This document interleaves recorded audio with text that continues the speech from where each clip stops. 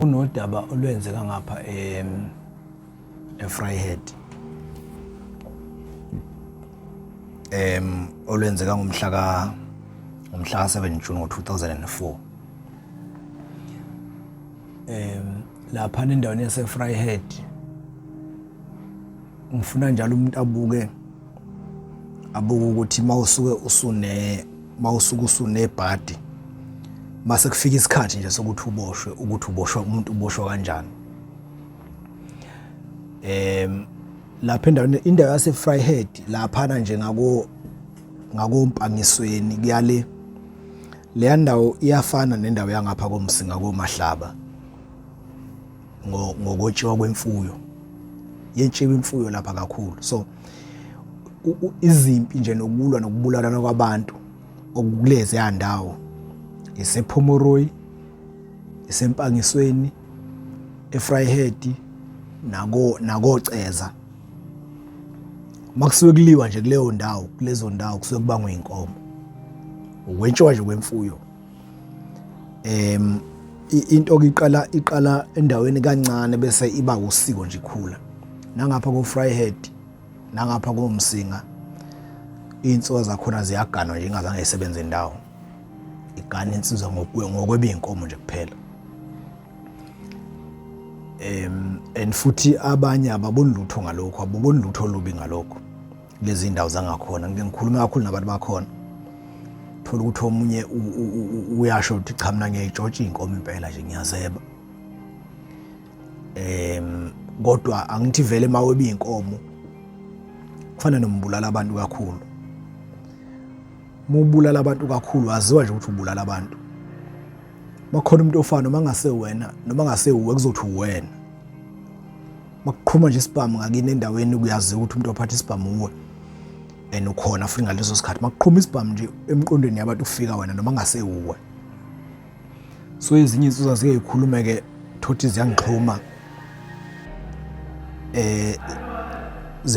ezinye ikhuluma ukuthi iboshiwe iboshela ubala ithuye itshontshe inkomo kodwa ayikazi izitshontshe lezi inkomo.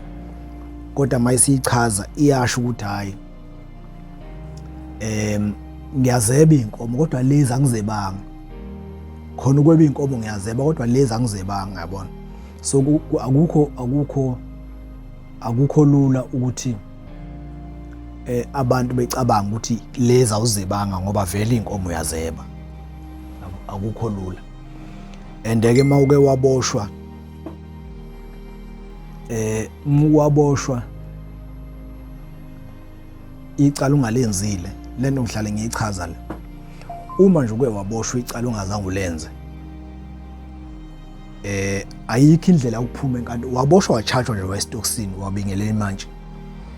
Ayikho indlela enkantolo yokuphuma ngaphandle mawukuzoba umseshi ophethe icala naye futhi umseshi akavela kubuke emehlweni nje bese yakukhipha ethi wena icala ulenzanga. Cha, musuku waboshwa nje into esiyokukhipha ukuthi kube nobufakazi obuzothi wena icala ulenzanga. Uthola ukuthi ngempela nayo nje uboshiwe nje awunayo indlela ukuyichaza ukuthi wena awunayo indlela ukuyikhipha uthi icala ulenza phela ukuthi icala ulenzanga ukusho ngomlomo lokho akwanele enkantolo yabo. So ngihlale ngiyichaza le ukuthi umuntu ugcina agwetshwe icala angalenzanga nxa ukuthi ayikho into evelayo ethi ubufakazi tangible evidence eshoyo ukuthi ngempela icala ulenza ugcina usugwetshiwe.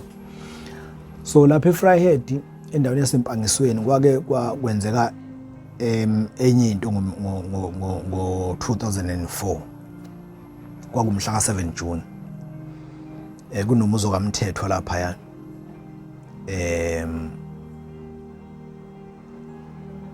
kunomuzo kaMthethwa khona lapha empangisweni indawo le engaphansi kweNkosi uZondi kweNkosi uZondo nothi uZondo. So kwathi kulomuzo kaMthethwa kwakwadutshula ubaba wakhona ekseni nje ngabo 7. So wathi mayiphuma ubaba wakhona ekhaya ehamba nomfana wakhe.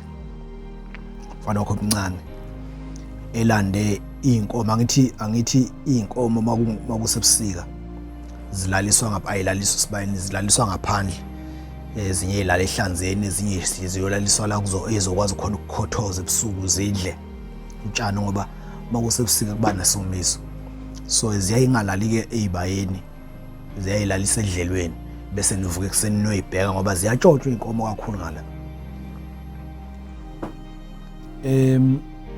Ubaba lo maye umthethwa kwakuthiwa ubhati omlo baba, so mayephuma nomfana wakhe becingi beya edlelweni beyocinga inkomo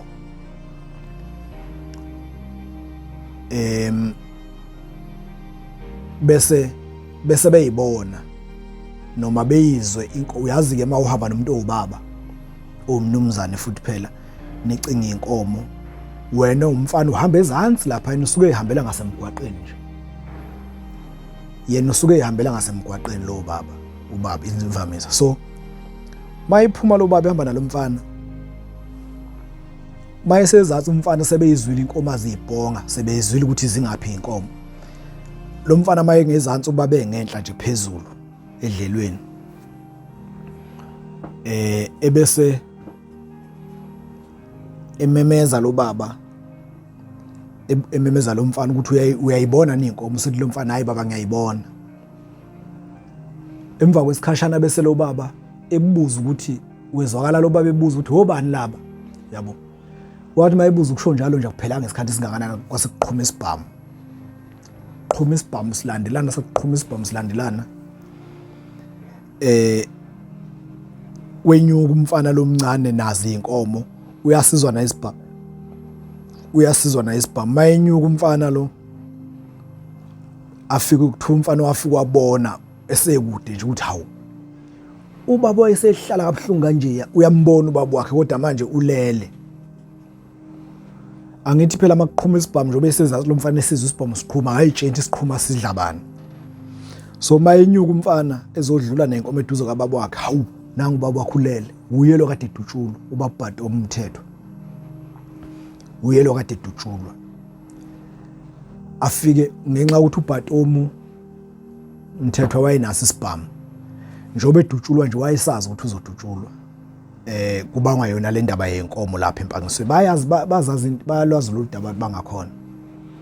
Indaba yenkomo nje ngala iyona into ephezulu kakhulu. Ziyatshotshwa inkomo ziyatshotshwa iningi igenge yakwamthethwa yakwamhlongo yakwa zondo ziyatshotshwa inkomo ayikancane. So ke mayifika lo mfana efike ebona ubaba wakhe la afika thatha isibhamu ebese nyuke ekhaya uhlaba umkhosi abuye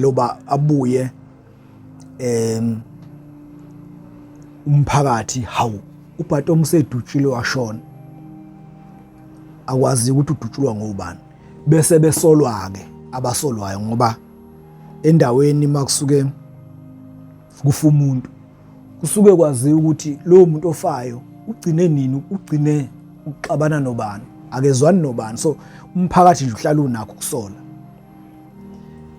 basolwa ke laba basolwayo kanti futhi naye ubhati umthetho kuthiwa washiyeshile ukuthi uma ngeke ngafa ngizobe ngibulewe izinsizwa zakwamhlongo. Izinsizwa zakwamhlongo yikhona lapha empangisweni kodwa lapha ngakwamakhukhula ke umfula kodwa sekwagcina kuyindawo kwamakhukhula nje kulapha ngaphesheya kwakulemizi yakamthethwa lemizi yakamthethwa ingapha kwamakhukhula kulapha ya. So indawo eyodwa kuhlukana nje ngeyigojana lezi ezisondelene. Ubaba ubhati omkuthiwa washiyeshile ukuthi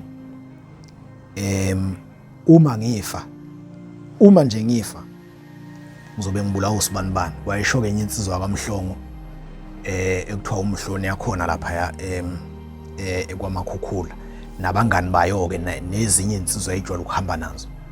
Lo baba ke uthi mangifa utshela lapha uthi mangifa ngiyobe ngibulewe izinsizwa zakwamakhukhula. Sobe ngibulewe izinsizwa futhi oyobe ehamba phambili usibani banambize ngegama. So uma ngifa anodayisa inkomo lithenga inkabi ziyobadubula nabo kusho yena lo baba. so waseshona ke ngomhla wasedutshulwa ngomhla ka7 June 2004. Kuthe uma emva ukuthi sedutshulwe ke lo baba abanye abantu ke ikakhulukazi ubaba lo engikhuluma ngayo wamthethwa esigodini saseSigubudu. Eminye imizi ke iyayithi mayishonelwe izihlobo zayo noma kukhona umuntu oshonile kubo ebulewe ngabantu ivele ingayingeni nje indaba yokuphindisela. Indaba yokuphindisela nje vele engayingeni. Eminye imizi idalwe kanjalo, abantu bakhona badalwe kanjalo. Kodwa abanye khona eminye imizi engathintwa nje kwazi ukuthi makufubani makufa umuntu walapha ya obani lengashona sebela ekhaba ezobulala umuntu obulelelo yamuntu. So abantu behlukene kanjalo. So ke kutheke mayebulawa uBhati uMthethwa yayisithula nje igenge yakubo izingane zakhe kezinye zayisencane kwathuleka nje kwaze kwafuthi kwaze kwadutshulwa ngisho indodana yakhona kwaMthethwa endala. Uyazi ukuthi umuntu mayisuke isikhathi sakhe singakafiki kufa sokufa suke singakafiki. Lo bhuti waMthethwa engikhuluma ngawo waqejulwa la nge-AK47 la eshawa zinsizwa ngoba washawela ekhaya kubo eshawa zinsizwa ezamfica ehlezi phansi kwesihlahla ekhaya. Zamqebhulala akaze angeshona zamqebhulala zamshiya zithi ufile wangashona lo baba ukhona namanje ngithi ke ngoba usathe ukukhubaza ukhona namanje lapha kwaMthethwa esigodini saseSigubudu bayazi abantu bakhona lento engikhuluma ngayo. So kwathi makushona uBhati uMthethwa ngo2004 yaqhubeka ke impilo zazikhona ke izimpi kuleya ndawo njoba ngishilo nje ukuthi ziningi izinto ezenziwayo lapha nakutshotshwa inkomo abantu babulalana kakhulu khona nje insizwa okuthiwa uNxeba ngithi yakwambatha nawe yadutshulwa khona lapha nakubangwa yona indaba yenkomo nenqwaba insizwa ezafayo lapha kuleya ndawo.